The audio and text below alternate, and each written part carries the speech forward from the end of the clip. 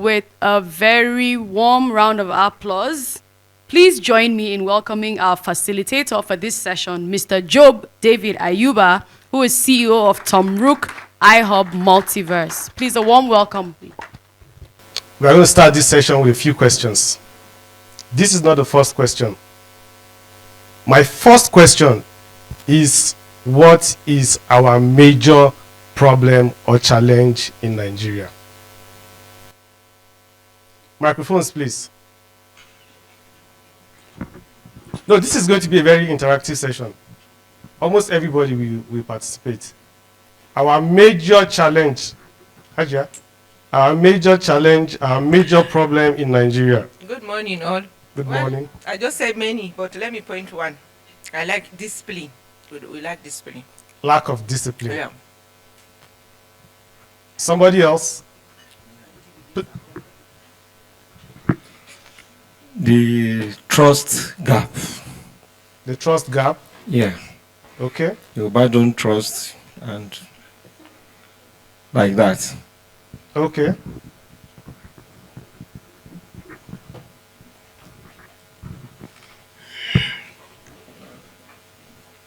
Primordial sentiments across all divides of ethnicities in Nigeria. Okay. I believe that we're not very patriotic. Lack of patriotism is a major factor. A major Lack of issue. patriotism. Okay. Okay. We'll go back to you. Good morning, everyone. Good morning. Well, I would say our major problem is implementation. Implementation. Okay. Yes, please, sir. Go ahead, Brigadier General. Another one I think is lacking is weak institutions. Weak institutions. Okay. Please go ahead. Use the microphone. In addition, I believe we don't have a system on ground that we are really following, or if we have, we are not following them. Okay, so why do we have all these challenges?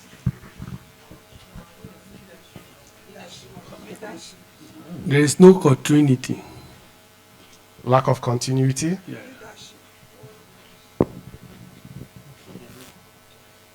So why do we have all these problems? Please go ahead now. Lack of focus. Lack of focus. Focus from who? From the leaders. Leadership deficiency. Leadership deficiency. Okay. So, yes, please, one more person, and then let's trace. Okay.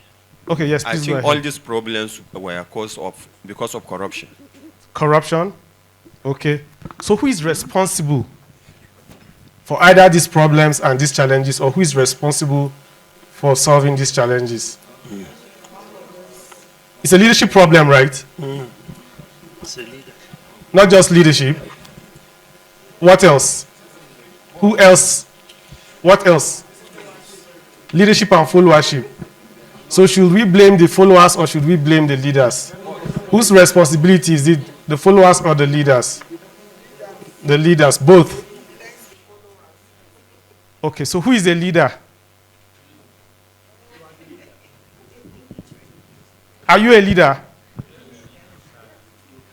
Are you a leader, sir? So, in your small capacity, you are a leader. So you're part of the problem and you're part of the solution. So now, what is your definition of a leader?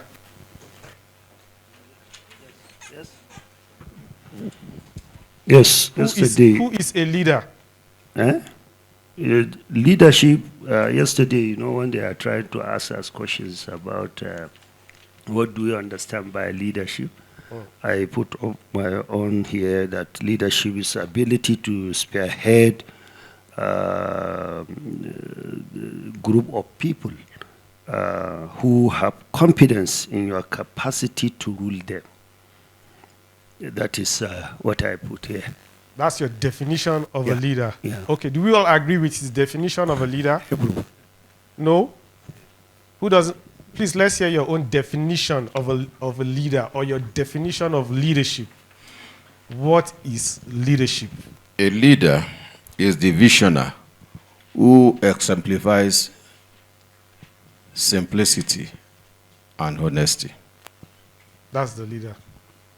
Please, Ajia, microphone. Well, to me, in a simple definition, a leader is somebody that leads by example. So what does it mean to lead? You show good values and good character that people will follow. And you expect people to abide by. Okay. Okay. Yes, please, sir.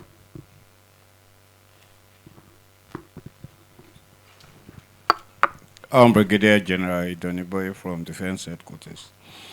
Leadership, it's a concept, is the act and skill, knowledge, and attributes to galvanize a group of persons and resources towards the achievement of organizational or set goals. Awesome. Anybody else? One more person. One more person. Use the microphone, please. So it's just my simple way of saying what he said, that a leader is someone who is able to influence other people to be able to do something, to follow his way, to be able to achieve a particular goal. Can a leader also be a follower? So if a leader is a follower, what should the leader be following? Okay. What is this? A car, his dream car. What else? What else? A flashy car. A Rolls Royce. Okay. So let's go back again. Look at this again. What is this?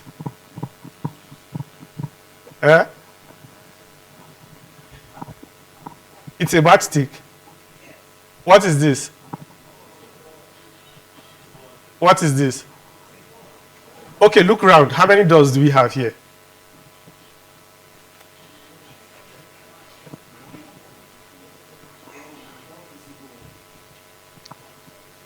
How many doors? Just say it, just say it. You can all see the doors. 2 doors.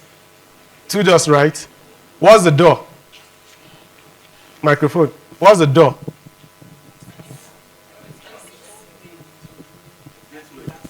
A gateway, access, opening, right? Michelle, stay there. You, Josiah, stay at the other door. So those 2 doors don't exist anymore. How many doors do we have in this room?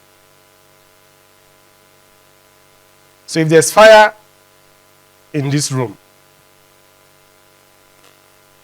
if there's fire break, if fire breaks here now, how many doors do we have in this room?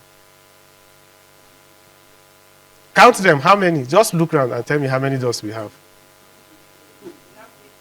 So the windows now become what? They become doors. So if we have people blocking those windows now, and you don't have access through those windows, and there's fire in this room, how many doors do we have?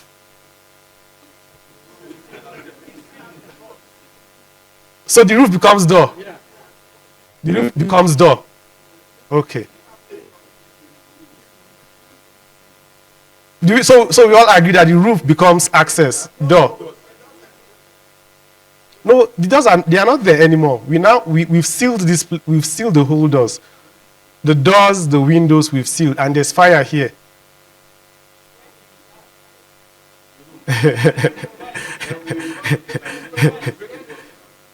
If it is from the roof, okay. So I like that now.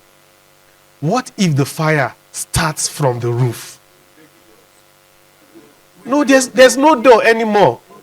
Concrete. It's all concrete. You will create. Hajia, you will not try to pass through the fire to escape? Of the fire. Okay. Okay. So let me see if we are going to get this again. So let's go back. What is this?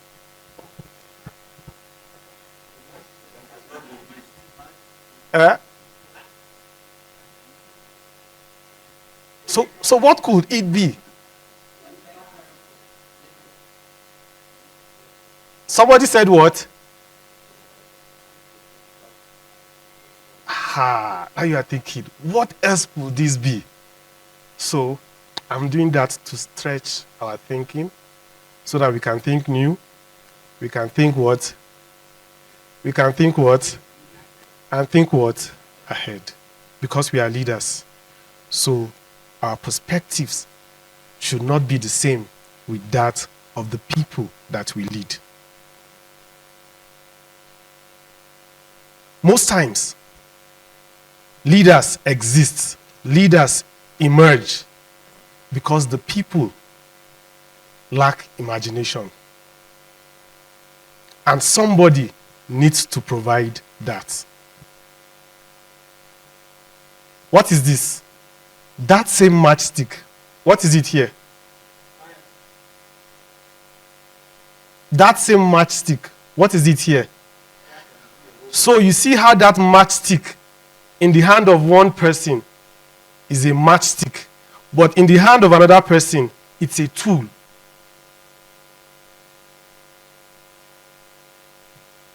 In the hand of one person, it's a matchstick. In the hand of one person, it's a tool. What is this? The same ball. For this person, is it just a ball? So what could it be? Source of income? Work? Prestige? Passion? The same soccer ball. For somebody, it is freedom. For somebody, that's their escape route out of poverty. The same soccer ball. The same country that we live in. The same organization that you work in.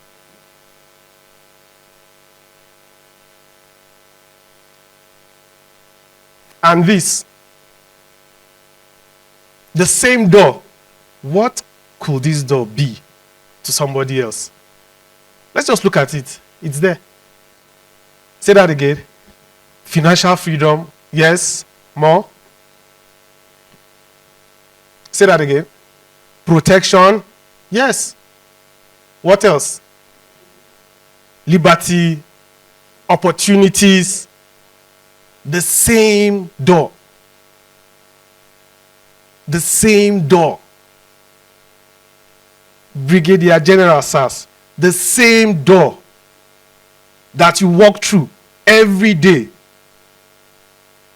into your office is the same door that somebody believes that the day they reach that door, their lives has changed.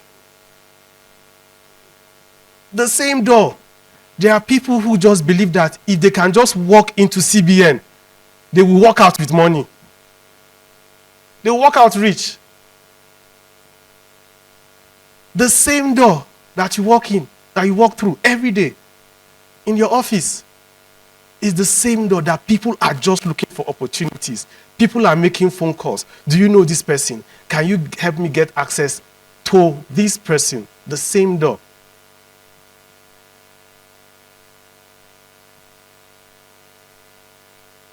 Somebody said, this is a car. Is this a car? Is this a car? This is not a car. It is a statement of what? This is a statement of wealth. This is a statement of influence. This is a statement. This is a Rolls Royce. This is not a car.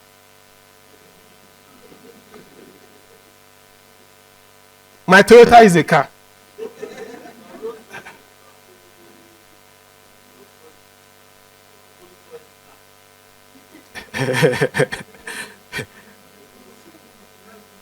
This is a symbol.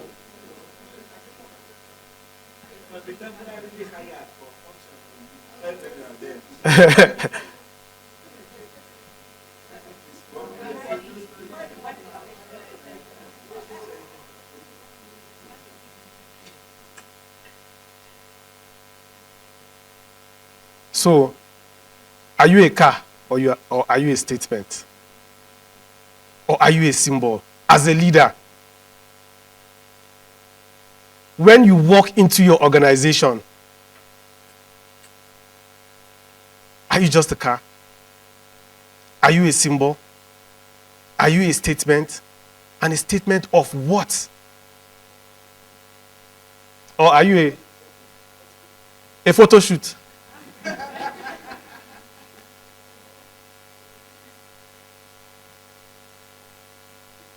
So this brings us to definitions. Because there are statutory definitions and there are functional definitions. The first definition that we had of the door is a statutory definition, which you will find in any dictionary. But the second definition is the definition that leaders operate with, the functional definition. And that's why the concept of a door changed. Immediately, there was a problem. The concept changed. Immediately there was a challenge. The concept, the definition changed. And that is how things must change, our definitions. We must frame our challenges differently as leaders.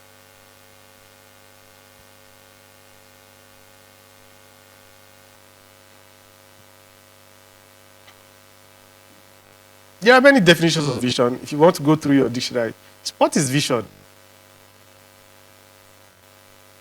Microphones, please.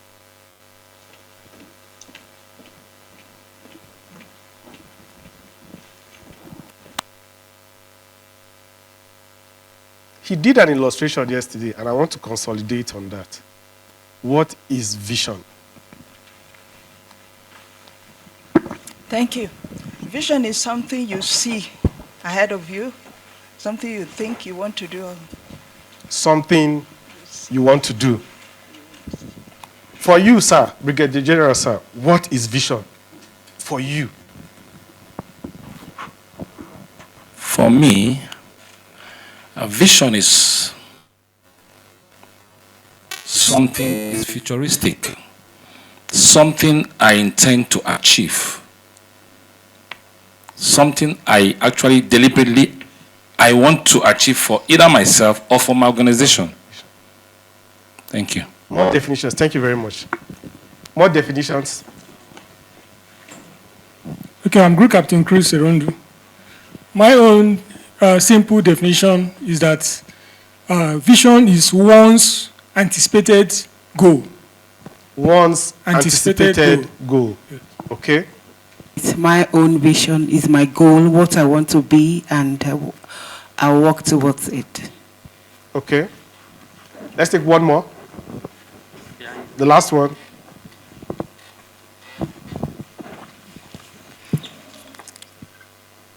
My name is Kunle Junaid.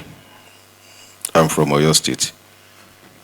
Vision is the crazy visual imagination that fails to resonate with others at the initial stage because they find it difficult to believe.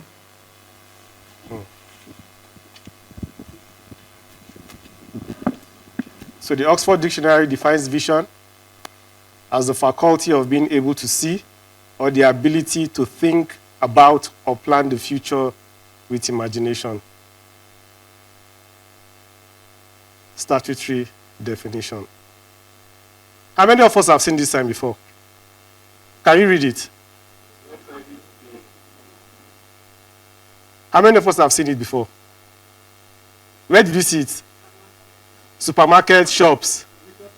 Where you go tomorrow? And you go tomorrow? And you go tomorrow?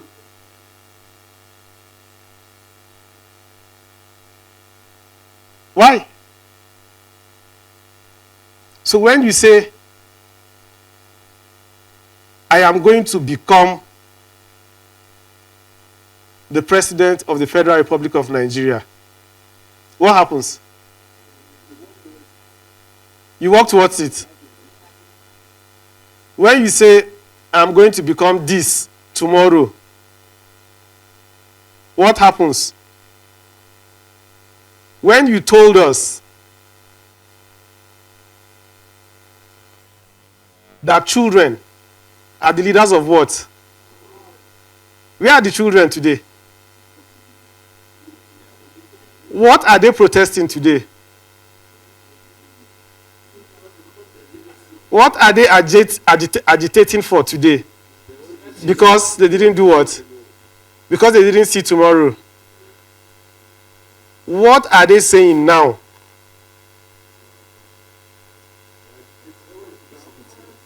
Yes. But they are saying we are not the leaders of tomorrow anymore. We are the leaders of today. Why? Because we kept on saying tomorrow, tomorrow, tomorrow, tomorrow, and tomorrow never came. Because, say that again. In heaven. Why? Because today is a tomorrow that you talked about several years ago. So tomorrow is an illusion.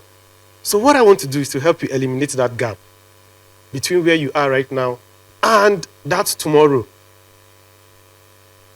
So a more functional definition of vision is who you are by reason of what has been revealed to you. Yes, you see it. Yes, you saw it. But it was placed there for you to see. Just like when you go to your organization. We all have vision statements, right? In our organizations. Did you conceptualize the vision? The vision statement? No. Somebody has placed that vision there for you. And the person has asked you to join them to achieve that vision. True or false?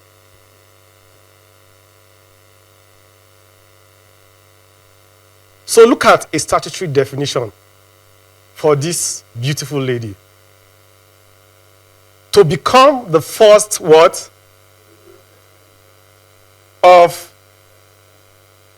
the functional definition is what? Please, let's read it together. What is the difference? What is the difference between these two statements?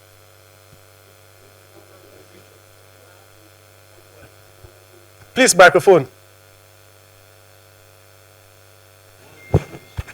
The first one is imagination, while the second one is the reality.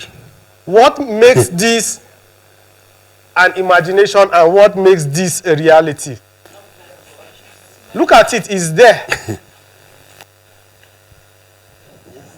I am already. You are. Yes, because the functional definitions is confirming that she is the female president of the Federal Republic, but so, the other one is just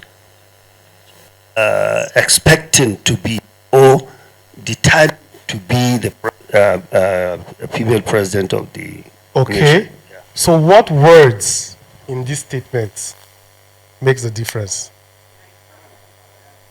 I am. So what did we eliminate here? And we replaced it with what? That's all.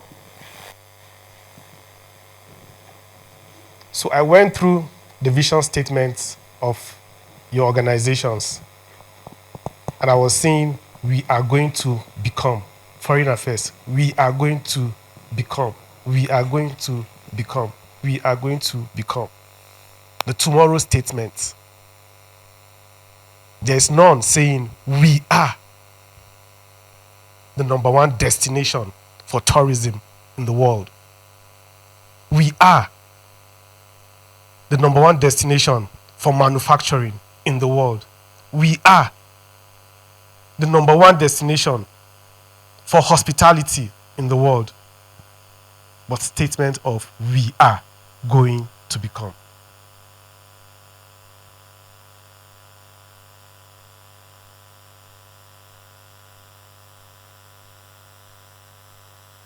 So, by removing that word, become, to become, we have eliminated the disconnect.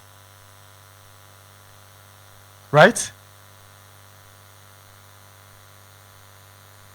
Now, everybody take your pen and use this formula to write your core identity. That thing that you've been saying, I am going to become. I am going to become. Now write it as I am that person. This is your core identity.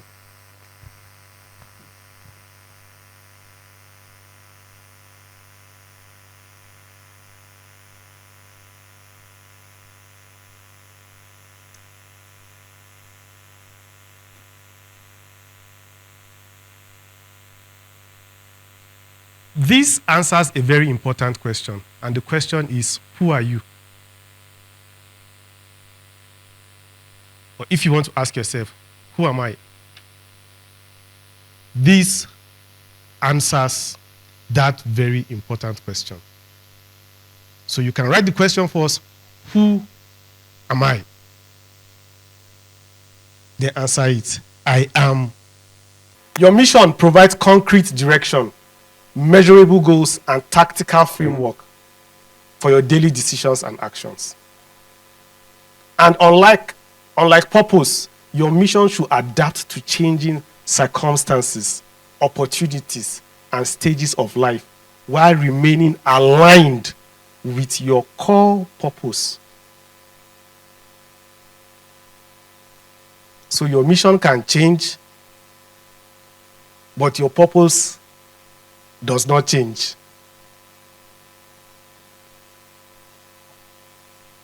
A powerful mission statement transforms abstract purpose into tangible action, bridging the gap between who you are and what you do.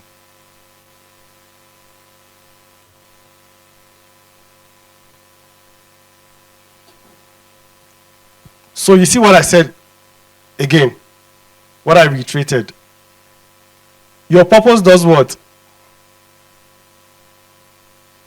But your mission. So let's look at how that happens.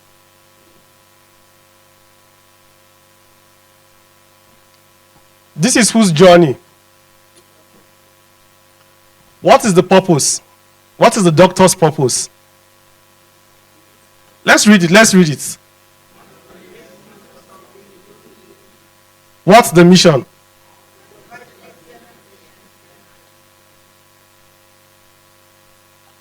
The customs officer. What's the customs officer's purpose? The mission.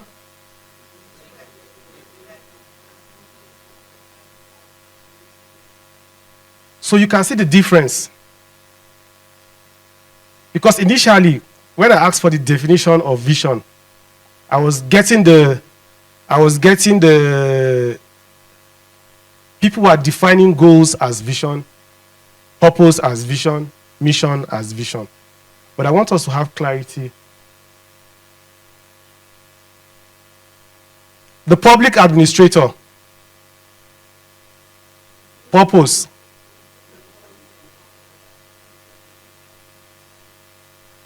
The mission.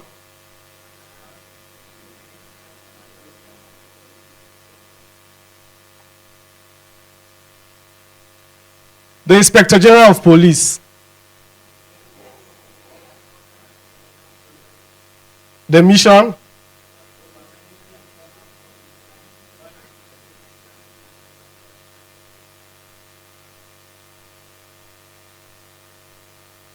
Now, I said purpose remains constant while mission evolves. Here, let's look at the purpose. This is for somebody in clinical practice, right? What's the purpose here? True healing. Someone in medical education, what's the purpose? Medical research, purpose.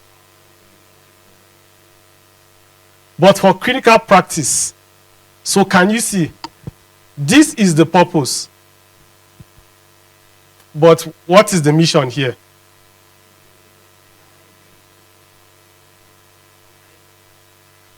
What is the mission here?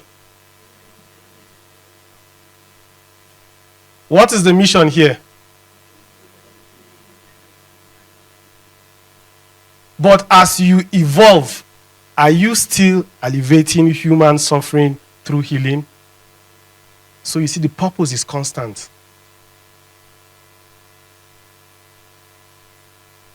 The purpose is constant. But you can achieve that purpose through different expressions. So, this takes us to goals. Without goals, a mission remains a beautiful intention. With goals, your mission becomes a transformative journey. And from my observation, this is one challenge that we have, even in governance. We have our vision statement, we have our mission statement, we have our purpose, we have all of that, but we don't articulate our goals. We don't say, within the next 1 quarter, 2 years, we want to achieve this, we want to produce this, and so we are mobilizing all our resources to achieve this by this time. In your department, it happens. No targets, no SMART goals. And that's why people just come to the office, they wait for time, for closing time. Oh, it's closing time. Before it's closing time, 1 hour before closing time, they are off. Pew. Tomorrow, they come back, the same thing. Ask them every day, what did you do today? What did you achieve today? So it's very important to set goals. So to set goals, we have to start with our mission. The goals have to be based on the mission. Then we define our actions. We clarify the outcomes that we are expecting. If it's to treat 50 files, clarify it. If it's to approve this number, clarify it. These are the outcomes I want to achieve at the end of every day, at the end of every quarter, at the end of every year. And you articulate the impact. You describe how your actions and outcomes will change lives, solve problems, or transform situations. That way you can eliminate backlogs. We were talking about it with my distinguished director when we were coming to get a driver's license. Right, sir?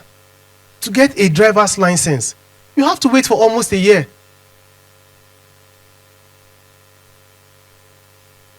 They will give you temporary, but you can't use that as any form of identification. You have to wait for almost a year. These things can be printed in 24 hours. What do we need to produce this in 24 hours? We have a backlog of how many applications. How do we eliminate this? By setting targets, monthly targets, quarterly targets, daily targets, and ensure that the team meets those targets. Very simple.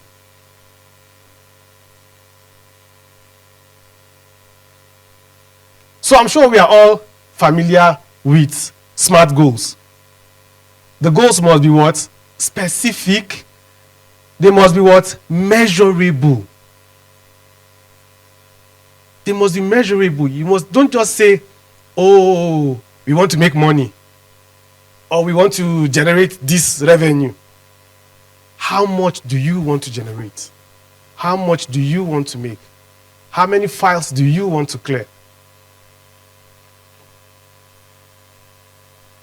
It must also be what? Achievable. And what? Relevant. And what? Time bound. By so time. It must be time bound. It must not be open-ended. That way, if it's not time bound, people will use 1 week to do a work that should be delivered in 1 hour. Draft a report. The person will take 1 week because it's not time bound. The task is not time bound. Oh, just go and do this. It's not time bound. But if it's time bound, you will even know whether that job, that task should be assigned to that officer or not. Can the officer achieve it within that time frame? So you see, you begin to think and look differently and see differently.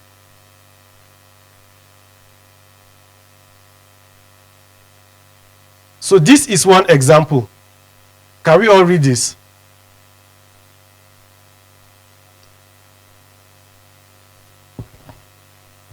One, two, three, go. I will launch a free tutoring program .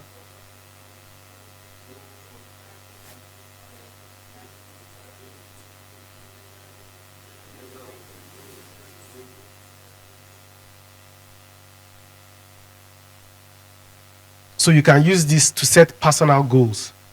You can use this to set organizational goals.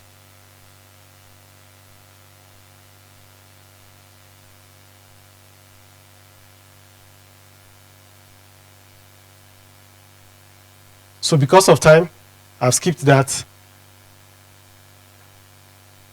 And before I end this session, I will tell you why it's very important for you to have clarity on vision, purpose, mission, and goals. Several years ago, 1994, I was on the streets of Lagos, Ebutemeta precisely, as a street boy. I was doing bus conducting, I was head loading, all sorts of things to survive. But my religious background helped me because of one scripture in the Bible, and I held on to that scripture, and that scripture helped me to understand vision. The scripture says, you are a city upon a hill. That's all he just said. I held on to it as a little boy. And everywhere I went to, on the street, I would tell people, I am a city upon a hill. As a bus conductor, I am a city upon a hill. Head loading, I am a city upon a hill. Trekking, I am a city upon a hill. So I carried myself. And that's what the elimination of that gap does for you.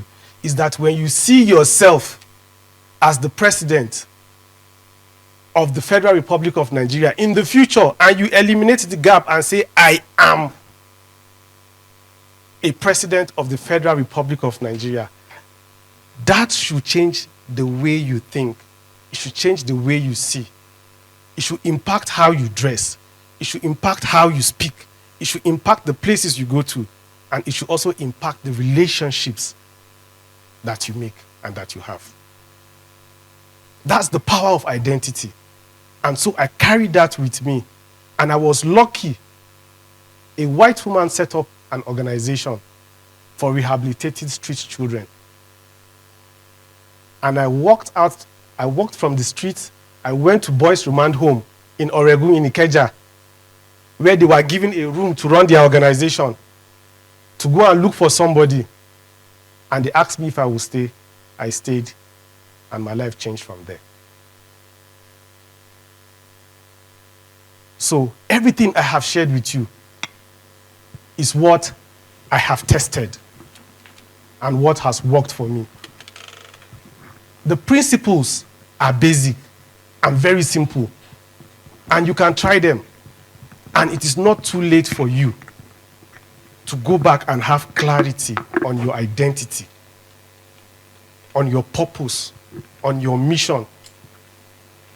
Whether it is in your family, whether it is in your organization, whether it is in Nigeria, or whether it is in Africa. With that, ladies and gentlemen, thank you for your rapt attention. And I will open for 2 questions. Should I take 2 questions? Okay. So 2 questions. 1 question. Okay. 1 question, no question. It's very interesting that, have you noticed that this batch, Mr. Koji sir, this batch don't ask questions. So should we ask them questions? If they don't ask us questions, then we ask them questions. So just 1 question or comment.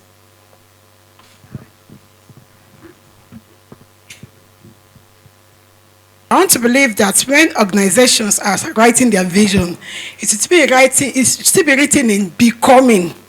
It cannot be written in the present because it is a vision for the future. That is my take. I don't know if anybody else has something else. What's the vision of your organization? I can't say it offhand now, but I know it is in the becoming. Well, I mean, you can check. CBN, just check the vision of your organization. It is in the becoming. It is not, it is, we are, you get it. It is, we are going to, do you get it now? So the vision for your organization is we are going to become. Becoming. Yes. That is what I'm just, we are going to be, is not we are in the present, as it's like you said it. For me, I think that is what you, as an individual, will be thinking that, okay, this is my vision, I am. And we can bring it up to ourselves, but not to the organization saying he is what he has not been at that time. That is what I feel. I don't know if any other person has.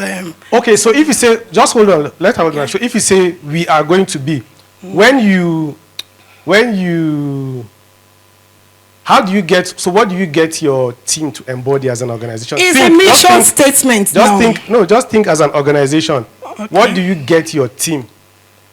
Your team is, your organization is working to become something, and the mission statement will help you in getting to be that. Okay, so what is, you say you're from the defense headquarters, right? So what are you? See, this is who you are, right? Yeah. This is what you want to become, right? Mm-hmm. Is that not it? Yeah. That's what you're saying, right? Yes. Okay, so you've told me what you want to become.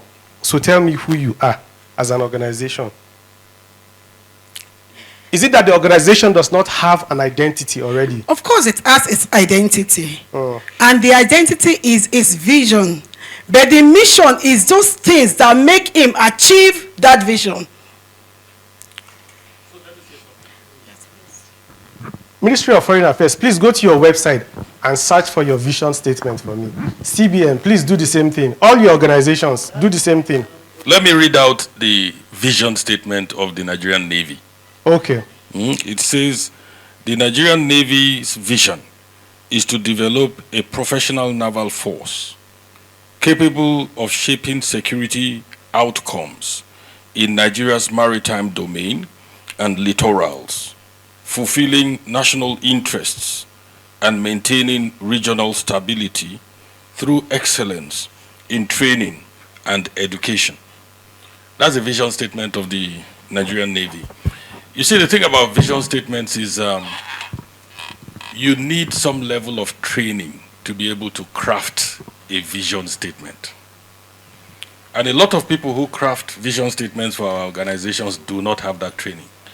Reason is our organizations do not invite professionals in this field to do that for us. A vision statement has components. It has components. And it is when you have crafted the components and you look at it that you can now extract a vision statement from those components. One of those components is what they call core values. Core values. So again, it goes back to values. So if you say to me that your vision statement in the Navy is to develop a professional naval force capable of shaping security outcomes in Nigeria's maritime domain and littorals, fulfilling national interests, and maintaining regional stability through excellence in training and education. This sounds like an objective. Exactly. Your organization's mandate and your organization's objective. It's not the same as a vision. Sorry, sir. So, sir, quickly, let's Sorry, take... sir. Who has me. the microphone? Sorry, I want to just quickly correct that impression. That is not the vision of the Nigerian Navy.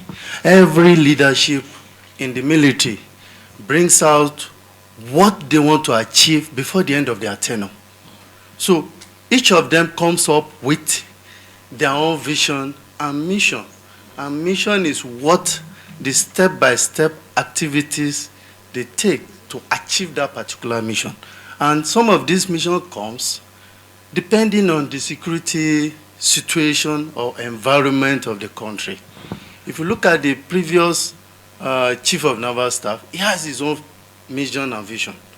The one that you just read out is the newly crafted one that just released 2 weeks ago, I think, and is still undergoing some processing. Not a conclusive mission. So it answers... And also, we have a permanent core value in the Navy, which is professionalism, integrity, and team spirit. This is the 3 pillars of the core value of the Nigerian Navy. Professionalism, integrity, and teamwork. So it's from this, all of them have their own line of development, line of operation, and they are broken into different aspects. All are centered to achieve the mission of the person who is in charge of the Navy. So, so very quickly, the Navy has its purpose, right? It has its own The Navy has its purpose. Yes. We need to be able to answer her question, Yes. Ayuba. Yes. And that's where I'm driving at. I think what she's trying to say is that I am this. Thus, it's only applicable to an individual, not to an I understand that organization. clearly. That's what she's trying to say. No, I understand that. So I'm trying to break it down. Do you understand? An organization, every organization, must have a vision. And that vision is constant. The organizational vision is constant. You know? But then leaders per time can come with their leadership vision, which will give direction to what they are prioritizing in the period of their leadership. That is not the organizational vision. It's the leader's vision. And that is what changes per time. But the organizational vision has to be constant. It is not something you change every year or every month or every quarter or in 5 or 10 years time. You know? So the organization as an entity must have its vision. And that vision is stated futuristically. So she's right to that extent. But then as leaders come and go, they come with their leadership vision. That's what you are referring to. They come with their leadership vision. Now that leadership vision is where you are. Do you understand what you want to achieve? And you begin to see yourself in that light already. So if you interrogate this, you say this is the leadership vision, what I just read. If you interrogate it, you will find that the Nigerian Navy is already doing the things that are stated in this leadership vision. Professionalism. You know, the Nigerian Navy is professional. just like other arms of the armed forces. It is when you come to the civilian domain that we do anyhow, anyhow. In the military, if you do anyhow, you will see. So, you do. So this lack of consistency that you talked about, this situation where every leader comes with a new vision for the organization, does it make, this is to everybody now, does it make our organization strong or does it make our organizations weak? Was from a gentleman who says, I'm Yoruba, and if you look at how I am dressed, you will know that this is Yoruba dressing. Which gives the impression that identities also have to do with symbols. He said, I have Yoruba marks. That's another symbol, you know. But identity goes beyond symbol. It also includes values. Values that are cherished and held dear by individuals, by communities, you know, and by nations. And these values differ from one culture to another culture. But the purpose is to ensure that when you see us, you know us. By the values we project, by the symbols that are peculiar to us as a people. When Professor Abiodun spoke just now, he made reference to a number of countries. And he spoke to what those countries are identified by.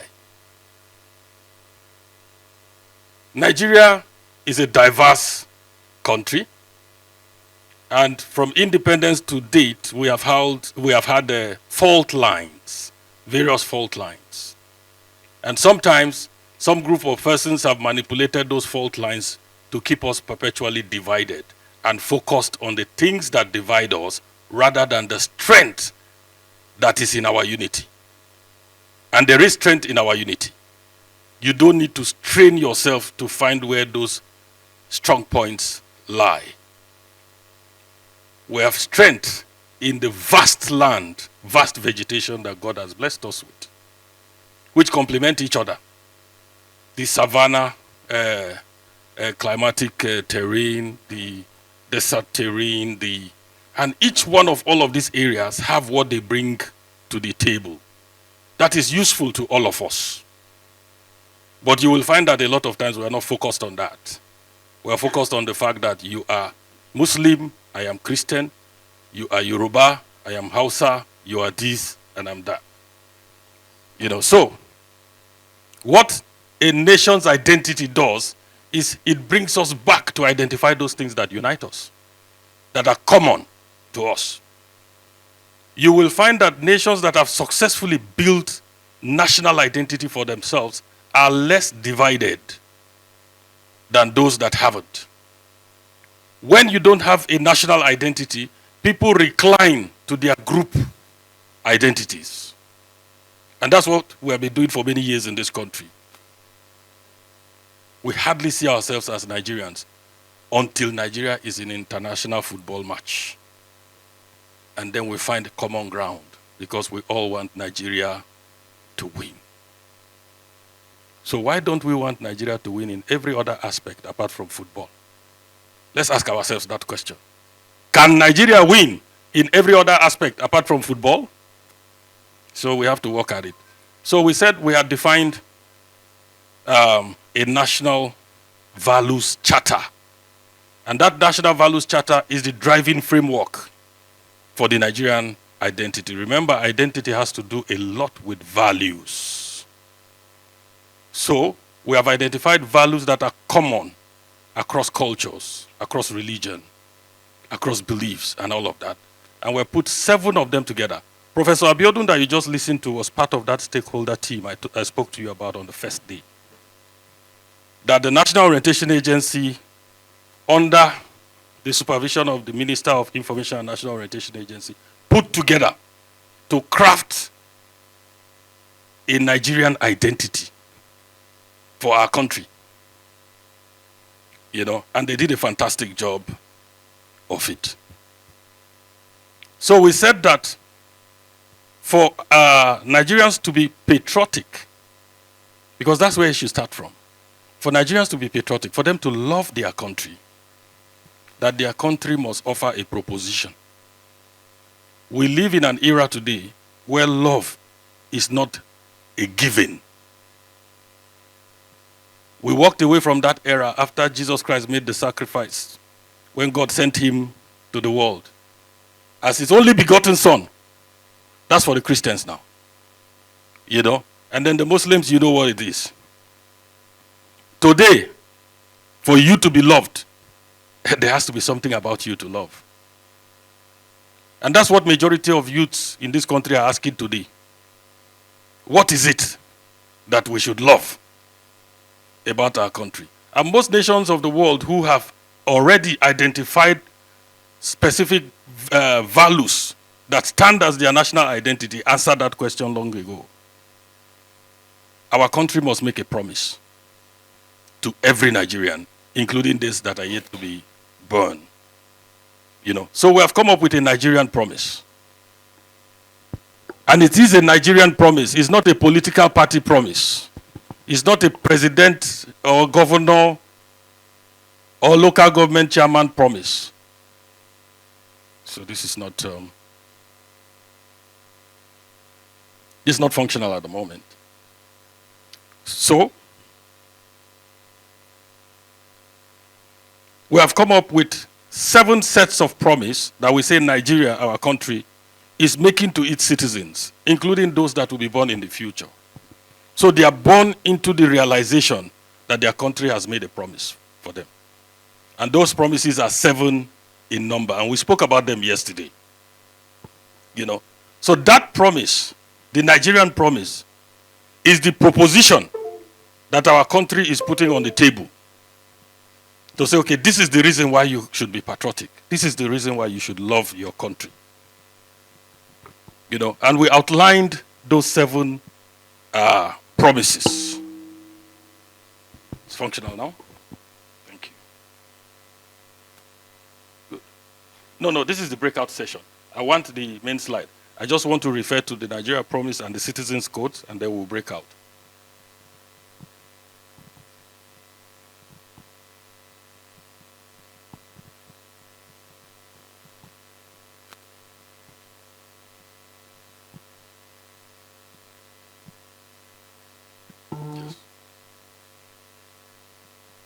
Good.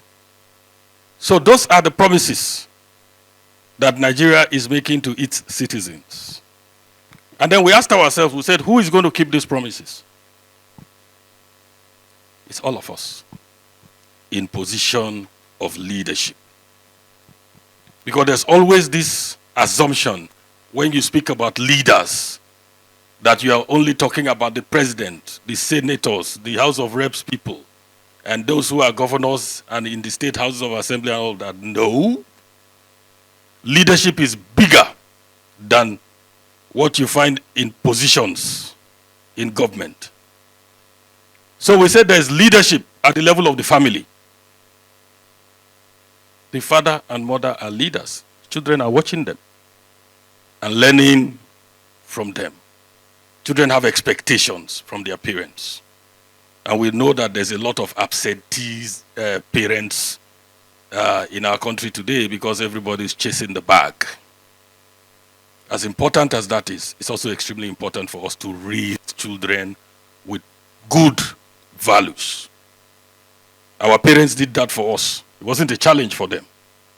If you go to our villages, 40 years back, 30 years back, for those of us that have been around that long, you know how society was ordered. Nobody celebrated thieves. Nobody celebrated people who are known to be dishonest.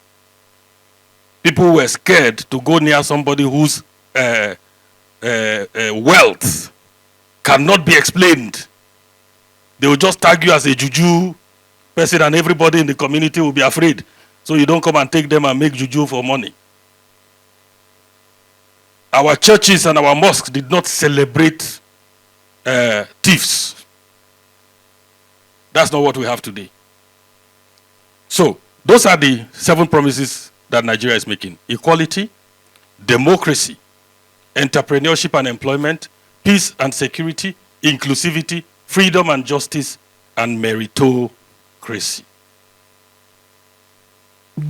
So we were asking the question, how do we implement all of this? Meritocracy means that wherever you are, let the best man get the job.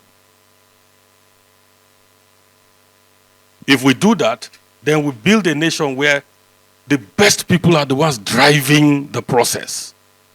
Our best brains, our best hands are the ones driving the process at various levels.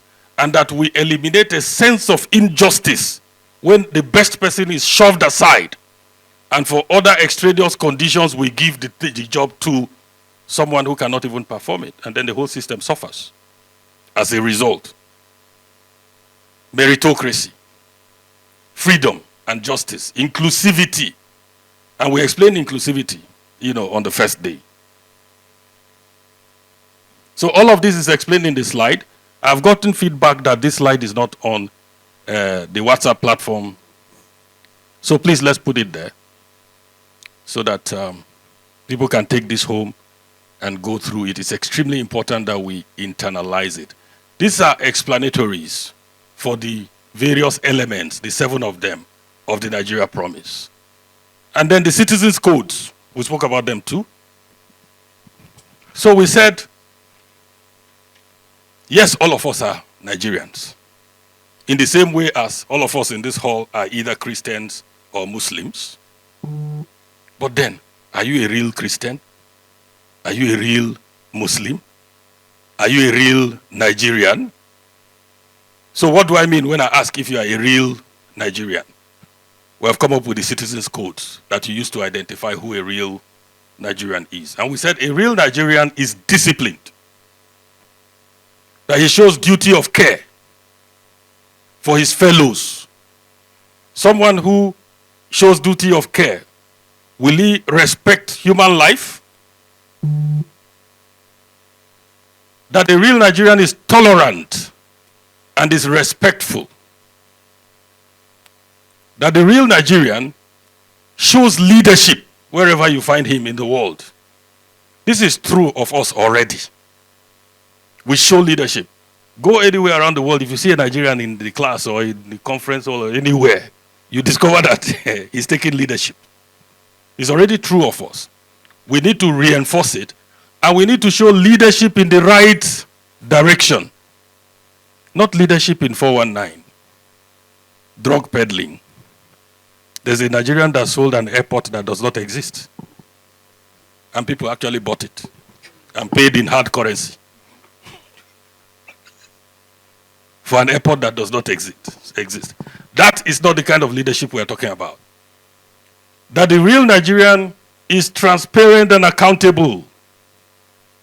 I'm accountable to you, you are accountable to me. Imagine that kind of society where we owe each other accountability and we know it and we practice it. Just imagine that type of society. That we are also environmentally aware. We take responsibility for our environment.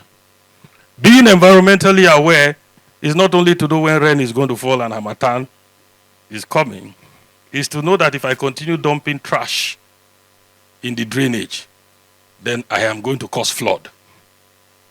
Being environmentally aware is also being sensitive to those around you. What are they going through? What are they experiencing? How does this affect you? What can you do about it? That's also being environmentally aware. Then resilient. Now that is the one that Professor Abiodun picked. He said around the world we are known to be resilient.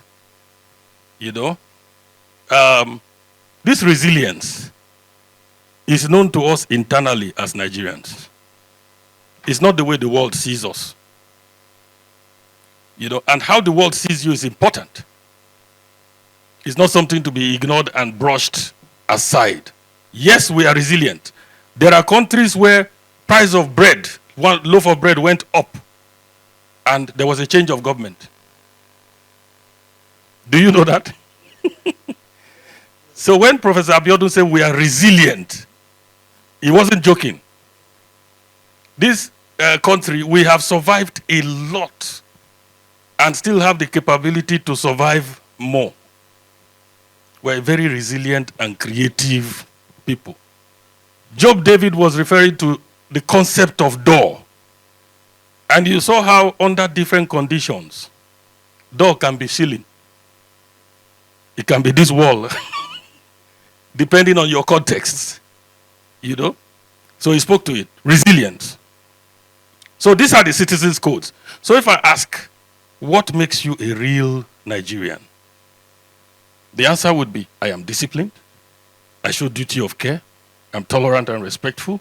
I show leadership wherever I find myself. I'm transparent and accountable. I'm environmentally aware, and I'm resilient. And this is what we're promoting at this point in time, locally and globally. So we're saying to the rest of the world that Nigeria is a country of so many people. 250 million? That's the estimated population, isn't it? Now, if you say, what's the 10% of that population? It's 2.5 million, right? Let's assume that 2.5 million are the ones who travel out. Huh? Sorry, 25 million, sorry. So let's take 1%. 2.5 million. Let's say those are the ones who travel outside and do drug peddling, do 419, do cyber crime, and everything.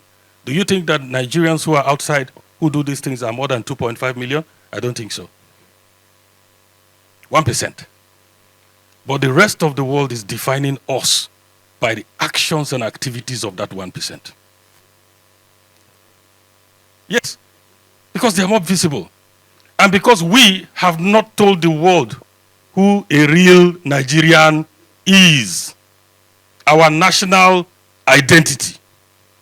That's how important it is for us to have a national identity. Now, if you look at the Citizens Code and the Nigeria Promise that I showed you earlier, all the elements cut across religion, cut across tribe, cut across cultural nuances and all of that. So nobody is offended by any of these elements. It doesn't offend your religion, does not offend your culture. All our religions speak to the duty of care. They speak to discipline. They speak to tolerance and respect. And we have different ways that we express respect in our different cultures. In Idoma land, you bow. In Yoruba land, you prostrate. In Hausa land, you squat and do rakadidi. You know, but we all have our symbols, our ways of expressing respect, which means that respect is already embedded in our cultures. It's not new. But somehow we departed from it. You can walk into a room where youths are having a program like this, and they wouldn't even greet you. Are they exhibiting our culture? So we must bring it back and let it to define who we are. Our identity, which we are bringing back now, it's not that it wasn't there. It was stolen from us. Through movies, through cartoons, through music, through foreign culture, as the world became global. And we need to go back to, we have seen that it's not working for us right now, right? The emphasis on wealth that music promotes. The emphasis on Rolls Royce.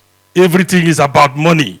You watch a music video and they're just throwing money up, smoking all kinds of things, and our children are looking at it, and that is the value.